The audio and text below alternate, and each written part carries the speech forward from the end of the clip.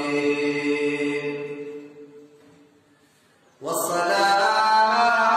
والصلاة والسلام على أشرف الأنبياء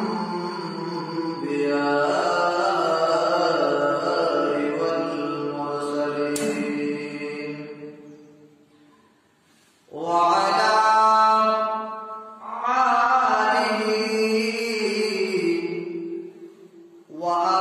وأصحابه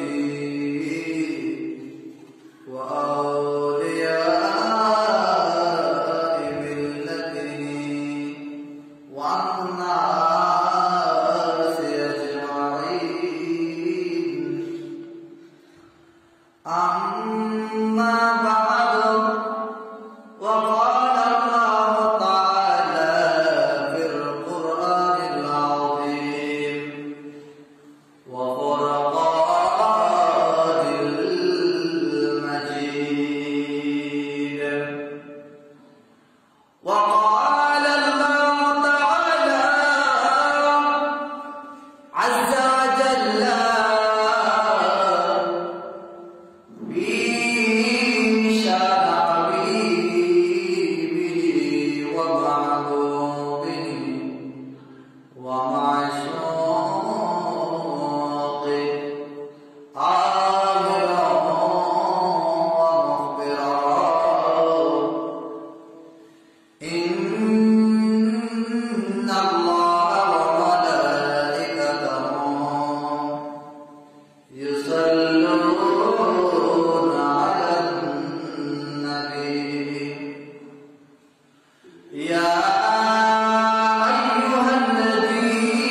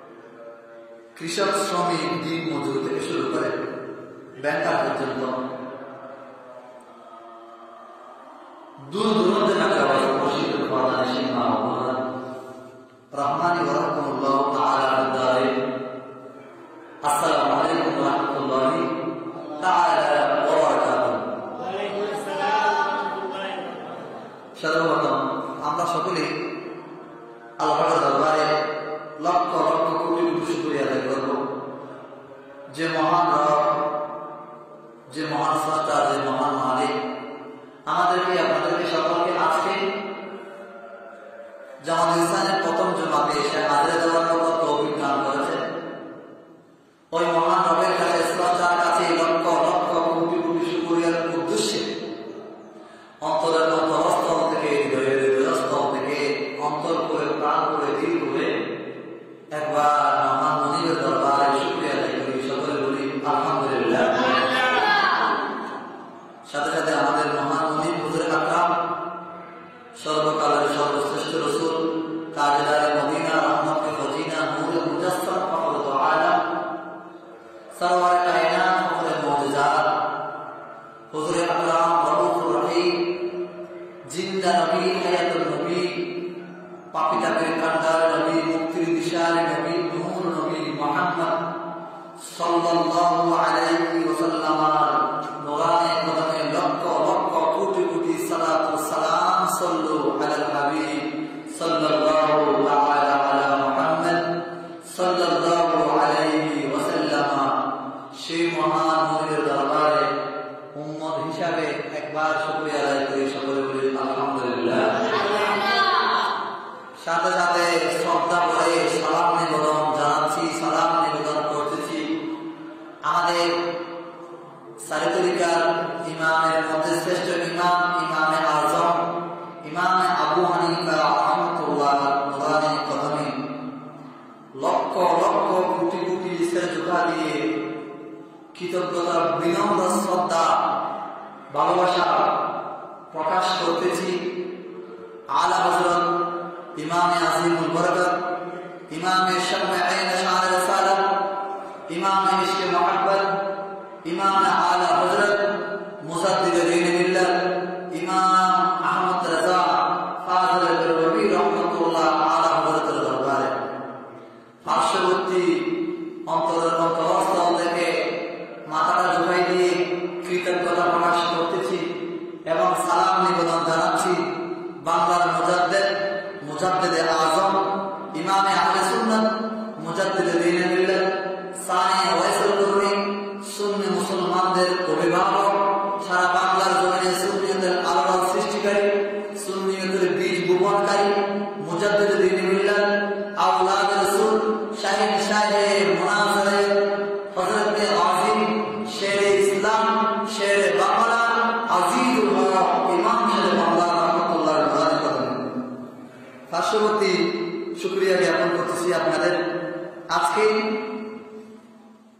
জামাত ইসলামের প্রথম জামাতে এসেছেন। আল্লাহ পাক রব্বুল আলামিন আহকামুল হাকিমিন আমাদের আপনাদের সকলের আজকের নূরানি তাকরীর আল্লাহ কবুল করুন। সকলে বলি আমিন। প্যারাদিন সময় কিন্তু বাড়াবো না, সকালে শেষ করব, কেননা আজকে আমার কোনো প্রস্তুতি ছিল না। আমি ছিলাম বাড়িতে ছুটিতে, তেমন কোনো কিতাবও পড়া হয়নি। তবে কলমের মধ্যে যাহা আছে অতীতে অর্জন করেছি, সেখান থেকে কিছু কথা বলবো আপনাদের সামনে। বেশি বাড়াবো না, সরকারে সমাপ্ত করে দেব। এবং যারা বসে রয়েছেন প্রতিদিন আজকেও দেখতে নামাজ পড়ার জন্য, তারা তো সরকার চলে আসলে ভালো হয়।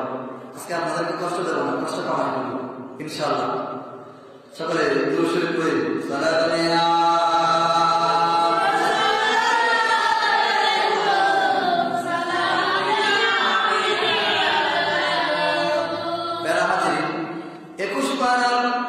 প্রথম পৃষ্ঠাতে সূরা আনকাবুতের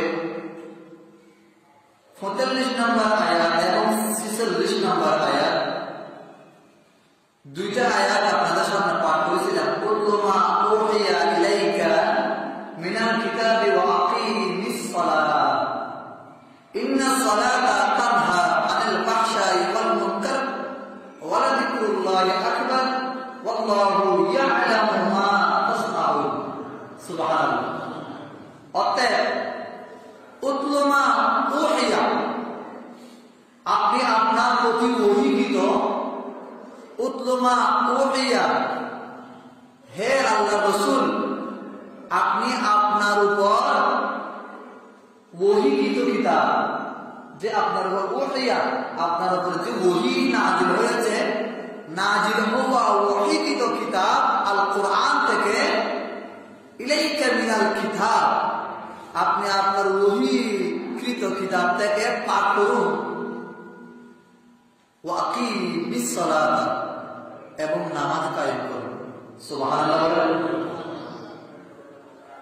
আতলু মা ওহিয়া ইলাইকা মিনাল কিতাব, আপনার উপর নাযিলকৃত ওহী থেকে আপনি কোরআন তেলাওয়াত করুন, ওই কিতাব থেকে তেলাওয়াত করুন এবং নামাজকে কায়েম রাখুন।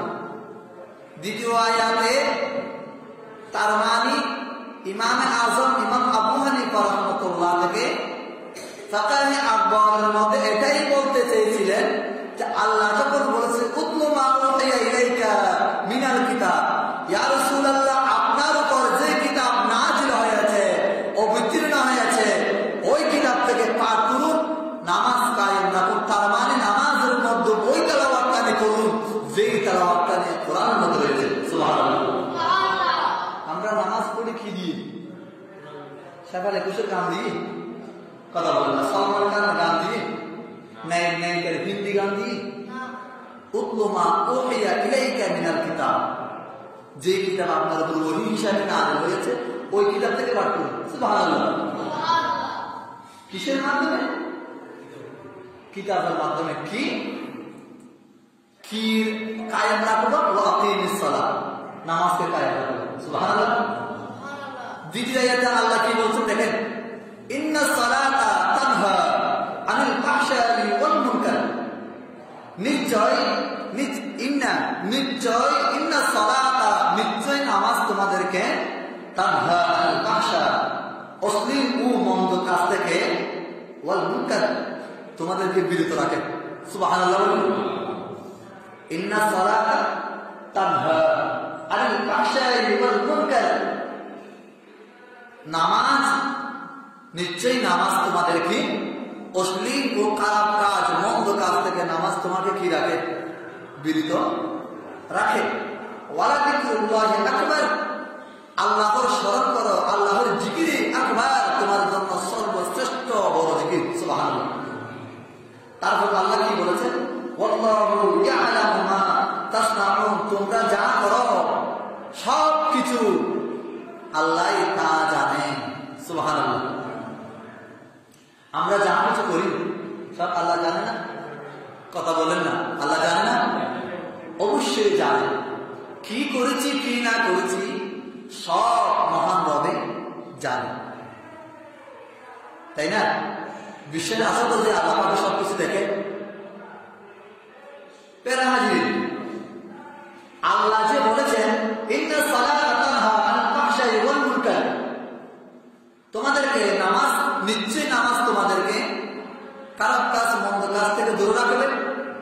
উতলু মা উহিয়া ইলাইকা মিনাল কিতাব, তোমাদেরকে, ইয়া রাসূলুল্লাহ আমি নবী, আমি রব, আপনাকে যে ওহী দান করেছি ওই ওহী থেকে পাঠ করবেন এবং নামাজটি আদায় করবেন।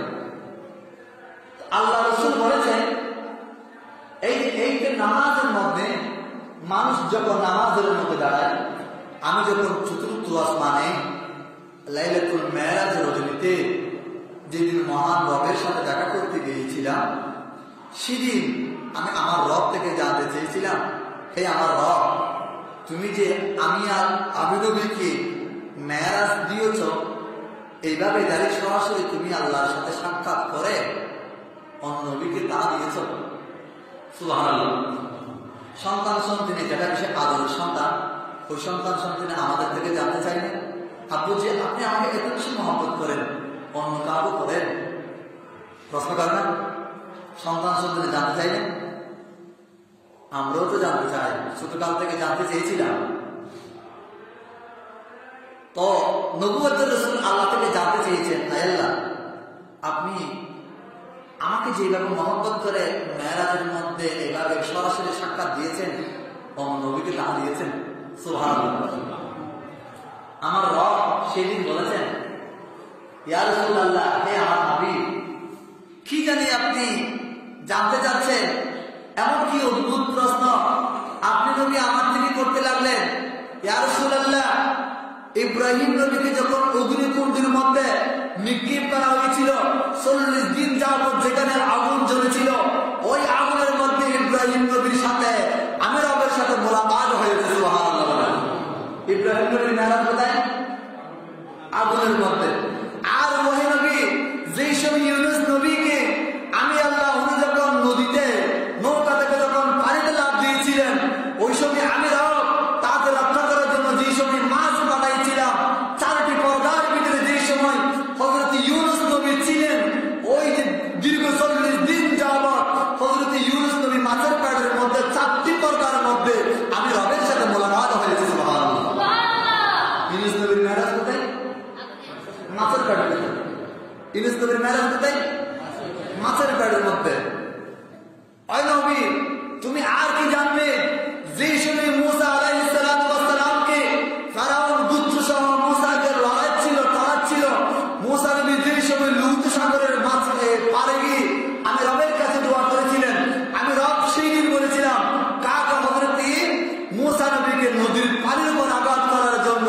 সেই যে সময় নদীর পার হয়ে যাচ্ছিল, আমি যখন মান্না সাল্লাহ তাদেরকে পাঠাইছিলাম, ওই নদীর মাঝখানে আমি আল্লাহর মুরাকাবা মুশাহাদার মাধ্যমে মুসা নবীর সাথে আমি আল্লাহর দিদার হয়েছে। সুবহানাল্লাহ।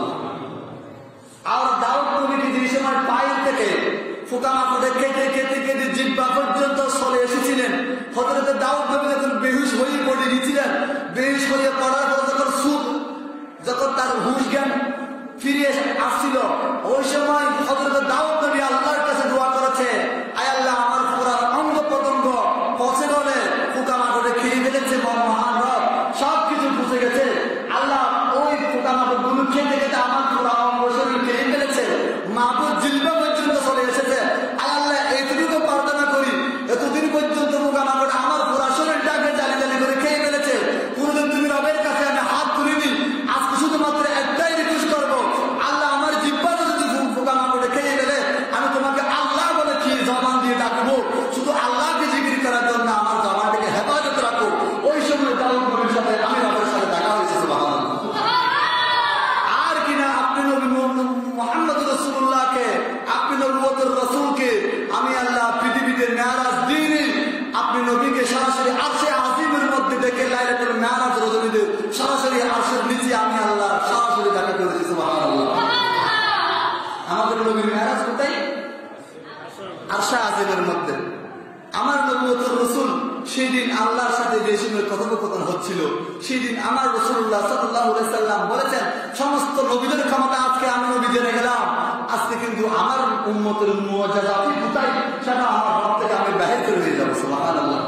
আয় আল্লাহ, আমাদের পূর্বকালের সকল নবী দোয়া করেছিলেন আমি নবীর উম্মত হওয়ার জন্য, আর ওরা যদি উম্মত হওয়ার জন্য দোয়া করার কারণে তারা যদি আমি নবীর শ্রেষ্ঠ উম্মত হতে পারে, তারা শুধু জানতে চেয়েছিলেন, তারাও জানে যে নবীর চেয়ে আমার উম্মতের শ্রেষ্ঠত্ব বেশি, তারা যদি নবীর চেয়ে যদি আমার উম্মতের শ্রেষ্ঠত্ব বেশি হয়ে থাকে, নবীদের মেরাজ যদি এইভাবে হয়ে থাকে, আই মহান রব আমি আজকে লাইলাতুল মেরাজ রজনীতে আপনি রবের থেকে এটাই ক্লিয়ার করে নেব, এটাই পরিষ্কার করে জানতে চাই আমার উম্মতের মুআজিজা নবীদের থেকে যদি বেশি হয়, তাহলে আমার উম্মতের মেরাজ কোথায়? সুবহানাল্লাহ বলেন। আল্লাহ বলেছেন সেদিন বলিষ্ঠ কণ্ঠস্বরে, আল্লাহ যেদিন উঁচা আওয়াজে আল্লাহ বুলন্দ কণ্ঠে বলেছিলেন, ইয়া রাসূলুল্লাহ সকল নবীদের মেরাজ হয়েছে, আপনি নবীর মেরাজ লাইলাতুল মাকাম হয়েছে, আরশে আজিমের মধ্যে হয়েছে, খোদার কসম আপনার উম্মত যে সময় যায় নামাজের মধ্যে দাঁড়িয়ে যাবে, নামাজ হবে আপনার নবীর উম্মতের মেরাজ। সুবহানাল্লাহ। আল্লাহর নবী বলেছেন দৈনিক 5 ওয়াক্ত নামাজ যে ব্যক্তি আদায় করবে তার সাথে মোলাকাত আমার রবের সাথে হবে। সুবহানাল্লাহ। তার মানে আল্লাহ কোরআনের মধ্যে উতলুমা উহিয়া ইলাইকা মিনাল কিতাব, ওই ইয়া রাসূলুল্লাহ আপনাকে আমি যে কিতাবখানা দান করেছি ওই কিতাব থেকে পাঠ করুন, ওয়া আকিমুস সালাহ নামাজটা কায়েম করুন, নিশ্চয় নিশ্চয় ইন্নাস সালাতা তানহা আনিল ফাহশাই ওয়াল মুনকার, নিশ্চয় ওই নামাজগুলো আপনাদেরকে খারাপ মন্দ কাজ থেকে বিরত রাখবে। সুবহানাল্লাহ। এই মেরাজের নবীর উম্মতদের মেরাজের কথা যেই সময়তে রাসূলুল্লাহ মেরাজের কথাগুলো নিয়ে এসেছিলেন, মেরাজ নবীদের আমার উম্মতের জন্য নামাজ হলো আমার উম্মতের আল মেরাজ, আস-সালাতু মেরাজুল মুমিনিন, নামাজ হলো মুমিন ব্যক্তিদের মেরাজ। যেদিন জামাতের এই কথা বলেছেন সেই দিন থেকে আর সাহাবায়ে কেরাম নামাজ ছাড়ে না। নামাজের জন্য প্রতিযোগিতা স্টার্ট হয়ে গেল। 5 ওয়াক্ত নামাজ জামাতে পড়বো, 5 বার রবের সাথে মোলাকাত করবো, 5 বার রবের সাথে মেরাজ করবো। কেন রাসূলুল্লাহ সাল্লাল্লাহু আলাইহি ওয়াসাল্লাম জবান থেকে বলেছেন আমাদের নামাজ নাকি আমাদের জন্য মেরাজ। সুবহানাল্লাহ।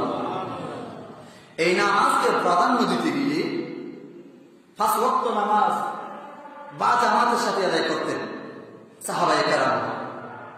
এমনকি নামাজ কাজা হয়ে যাবে বলে অনেক সাহাবা দূর দূরান্তে বাড়িঘর বিক্রি করে দিয়ে, বাড়িঘর ভেঙে দিয়ে মদিনার পার্শ্ববর্তী এলাকায় চলে আসতেন, বাড়িঘর করতেন, তাঁবু রাখতেন, তাঁবুর নিচে অবস্থান করতেন শুধুমাত্র জামাতে নামাজ আদায় করার জন্য।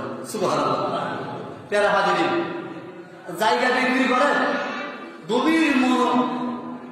গভীর মরুভূমি থেকে মদিনাতুল মুনাওয়ারার পার্শ্ববর্তী জায়গা নিচ্ছেন, তাঁবু রাখতে লাগলেন, তাঁবু ঘুরতে লাগলেন, অবস্থান করতে লাগলেন শুধু জামাতে নামাজ পড়ার জন্য।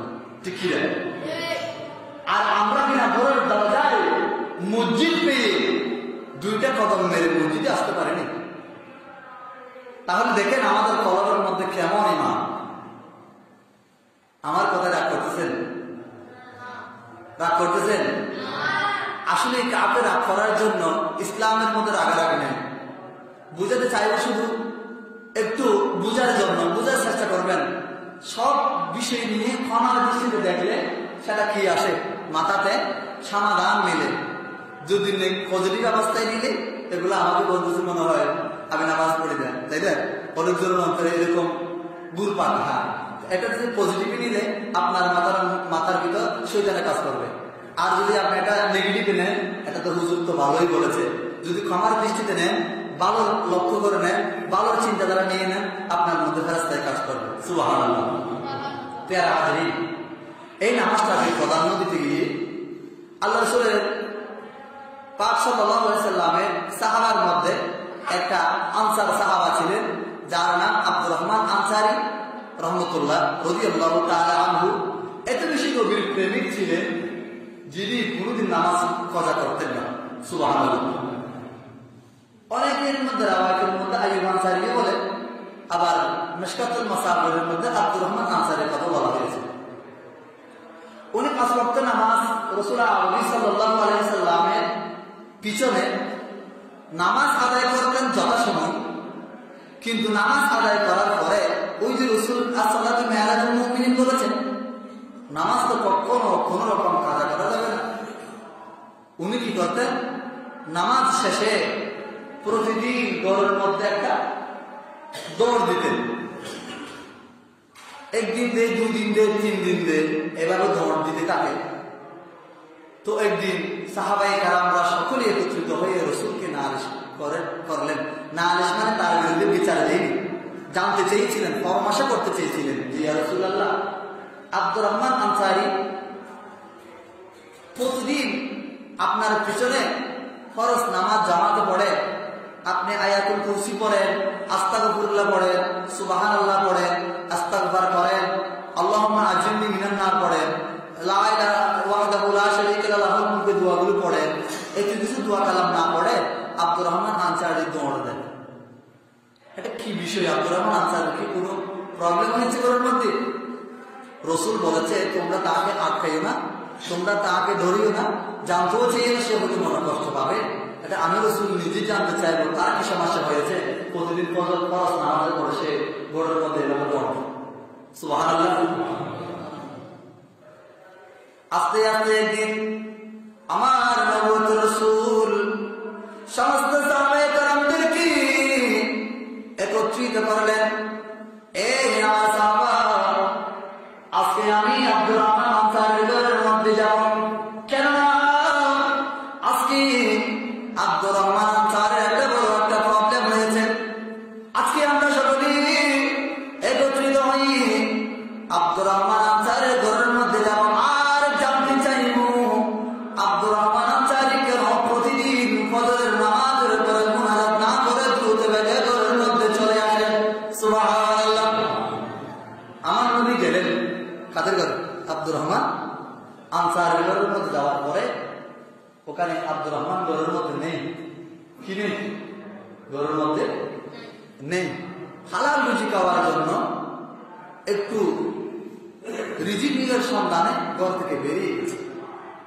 রাসূল দরজায় এসে গভীর মনোযোগে খেয়াল করেন, 3 বার প্রথমে সালাম দিয়েছে, আসসালামু আলাইকুম ওয়া রাহমাতুল্লাহ। সালামের উত্তর আসে না। আবার দিয়েছেন, আসসালামু আলাইকুম ওয়া রাহমাতুল্লাহ। সালামের উত্তর আসে না।